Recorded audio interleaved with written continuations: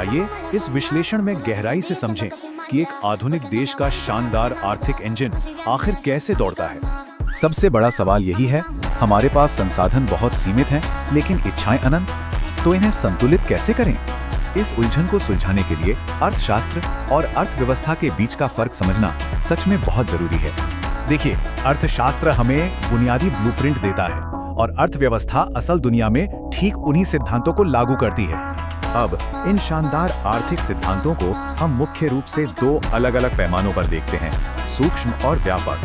सूक्ष्म अर्थशास्त्र व्यक्तिगत ग्राहकों पर केंद्रित है, जबकि व्यापक अर्थशास्त्र पूरे देश के विकास और महंगाई को परखता है। सच कहें तो अर्थव्यवस्था ही किसी देश की रीढ़ है, जो तेजी से विकास लाकर जीवन स्तर सुधारती है।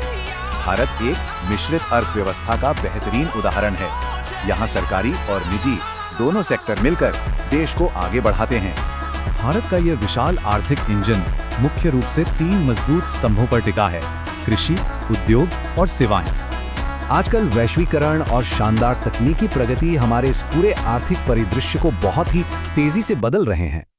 डिजिटल पेमेंट्स, ई-कॉमर्स और स्टार्टअप्स जैसे नए और आधुनिक टूल्स ने हमारी आर्थिक गतिविधियों को सुपरफास्ट बना दिया है। लेकिन विकास के बावजूद बेरोजगारी, भयंकर गरीबी और पर्यावरणीय नुकसान जैसी कई गंभीर बाधाएं आज भी हमारे सामने खड़ी हैं। इन्हें सुलझाने के लिए संतुलित सरकारी नीतियों और संसाधनों के बहुत ही जिम्मेदारी भरे इस्तेमाल की सख्त जरूरत है।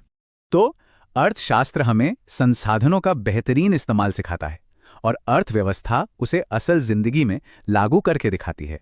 अंत में एक सवाल, क्या सुरक्षित भविष्य के लिए आज हम संसाधनों का सच में सही प्रबंधन कर रहे हैं?